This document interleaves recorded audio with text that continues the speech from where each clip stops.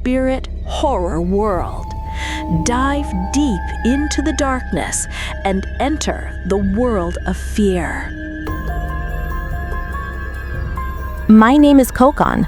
This story dates back to the early 1990s when I was about 13 or 14. It's an incident that still steals my sleep at night. It happened in a quiet, serene village called Balagram under the Jalpaiguri Thana in the Nilpamari district of. Due to my family's financial struggles, my parents had enrolled me in a madrasa far from home. The madrasa was nothing more than a single room where 12 students, including myself, lived cramped together with our teacher, the Huzur. He taught us, led the prayers, and managed everything. We didn't cook at the madrasa. Our meals were provided by the local villagers, with families taking turns to feed us each day. The day of the incident was a Thursday in July. Since Friday was the weekly holiday, most of the students had gone home. Only my friend Zakir and I remained. After the evening Isha prayer, our Huzur also prepared to leave for his own home. Before he left, he strictly warned us, "I'm leaving now. If anyone knocks at night, don't open the door without being certain of who it is."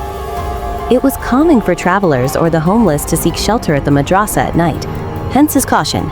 We assured him we would be careful, went to our designated house for dinner, and returned to the madrasa. We talked for a while before falling asleep. That night was unnervingly different. A fierce storm raged outside, and the sky, lit by frequent lightning, glowed an ominous red. The light was so bright that we hadn't needed a flashlight on our way back to the madrasa. To save the batteries on our only torch, we left it off and shut everything down before going to sleep. In the dead of night, I can't recall the exact time, I was jolted awake by a violent pounding on the door. A voice from outside yelled, "Kokon, open the door." I froze. It was the Huzur's voice. Why would he be back at this hour? I scrambled up. I tried to wake Zakir, but he was a notoriously deep sleeper. Once he was out, it was nearly impossible to rouse him. Filled with a mix of fear and confusion, I opened the heavy iron door.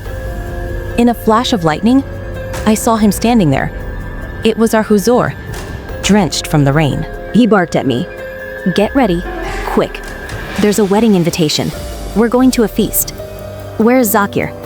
Wake him up." At the Huzur's sharp command, I didn't dare ask any questions. I somehow managed to shake Zakir awake. Still half asleep, he stood up fearfully.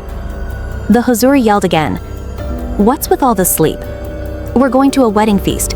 Let's go." We locked the madrasa and began following the Huzur. A short distance away, a van was waiting. The Huzur told us to get in and climbed in himself. As I was about to get in, I saw Zakir swaying on his feet, literally sleeping while standing. The sight almost made me laugh, but the Huzur shot me a furious glare. It was at that moment I noticed it, a foul, rotten smell emanating from his body.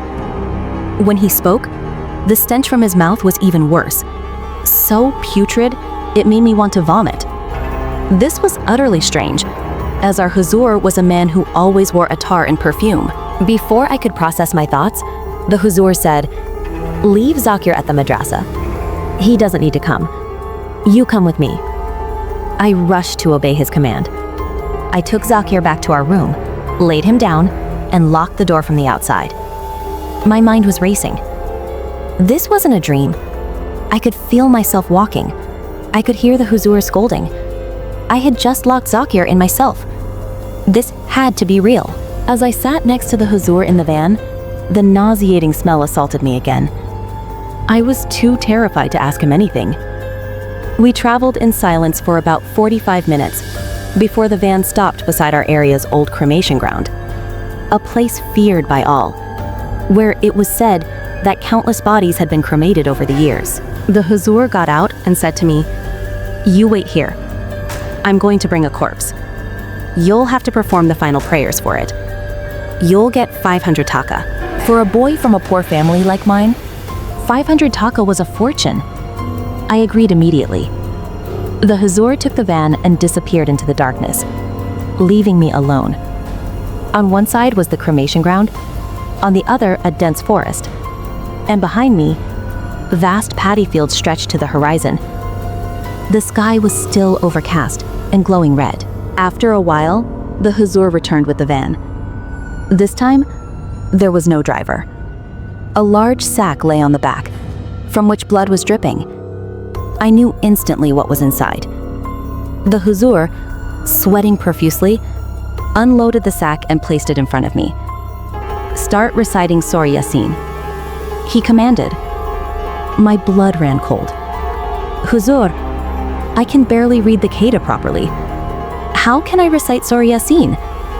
I had been beaten by him just that morning for making a mistake while reading the Qaeda. He knew I couldn't do it. Before I could finish, he tore open the sack. The corpse inside had a head and a body, but its eyes were located in the middle of its chest.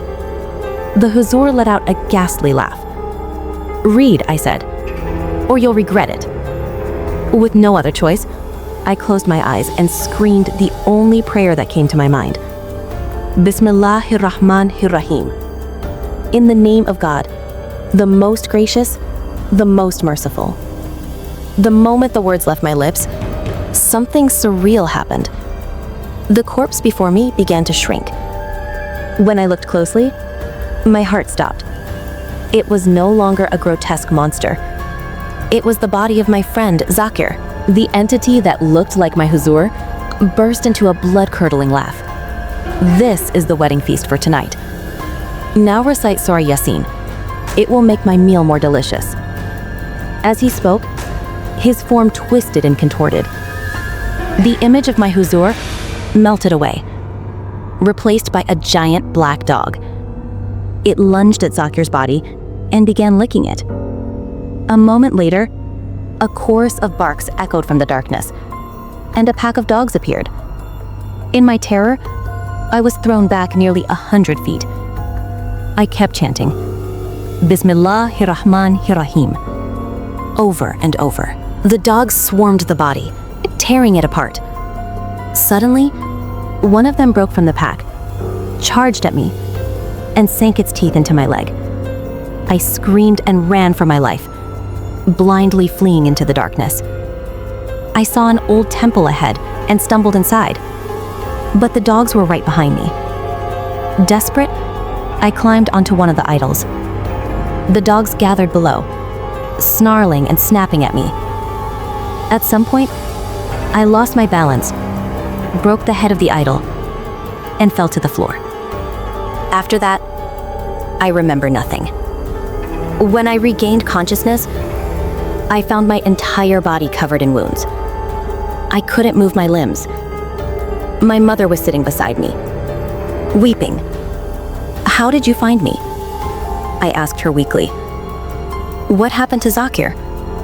"Zakir is dead, my son," she cried. I learned that Zakir's body had been found near the madrasa. I had been discovered unconscious at the cremation ground by a group of people who had come to cremate a body late at night. They had alerted the village, and our Huzur had later identified me.